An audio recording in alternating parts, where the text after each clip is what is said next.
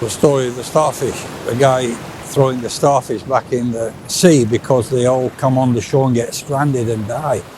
A local says to the guy, "What are you doing?" He said, "I'm saving the starfish." He said, "Well, there's thousands of them. You're not going to make any difference." He picked one up, threw it back in. He said, "I made a difference to that one." In the 1980s, it was estimated that more than 3,000 people were sleeping on the streets of London.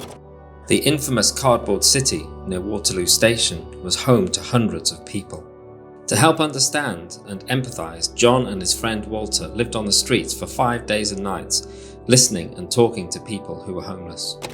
So we're at Waterloo, and before this was here, this was all open and there was certain covered areas, and 300 to 500 people would, it was a cardboard city. It was full of life. You know, we didn't build a program from it or do anything immediately, but it kind of matured inside us, and we were aware of a situation that later on we were able to address in some way. So these are some photos from the old days of Two Step and where it began. So Toby Dodson here modelling, giving someone a card that explains what number to call and what can be done. I was first involved as a stopover host. So my wife and I would take people in for 1, 2 or 3 nights. And that was a real privilege, actually. It was really good to connect with people and to sit down and have a meal and hear their story.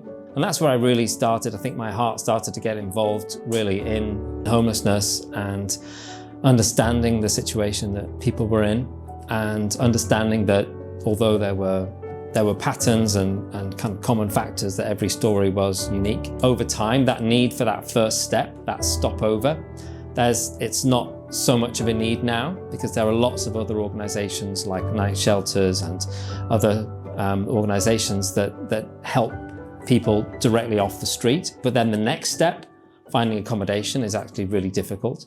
And that's where Two Step comes in. Rough sleeping is incredibly traumatic, and it really affects people's mental health. It affects their physical health. They could be attacked and die on the street. And what we really want to do is to stop that happening in the first place. So once we've taken that time to really build that trust and to understand their situation, then we're able to look at all the different options that there are. So we can house people very quickly in a matter of days if they're urgent and they're flexible. Like a guy, he's on our website actually, Brett, who was sleeping in the back of a van. He just said, "Look, I just need anywhere, just so that I can get my life back together." I just felt alone, really, and I just thought, I've been here, done this. I've done it so many times, so I just didn't want to do it again. I came back to London thinking I'd have a better chance of just surviving, and I went to a place I was originally with a good few years ago called Firm Foundation. Anything they could offer you, they'd help, and then they put me in touch with Hope. As soon as I went to the interview to Hope, they was offering me flats more or less straight away, which was really good.